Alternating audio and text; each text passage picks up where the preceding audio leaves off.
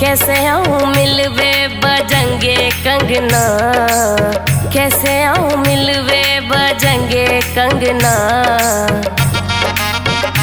पायल की खनक से जगेंगे सजना रे, पायल की खनक से जगेंगे सजना। आवे तो आजा झूठी बात क्यों बनावे, 2 महीना से रानी अठ क्यों दिखावे।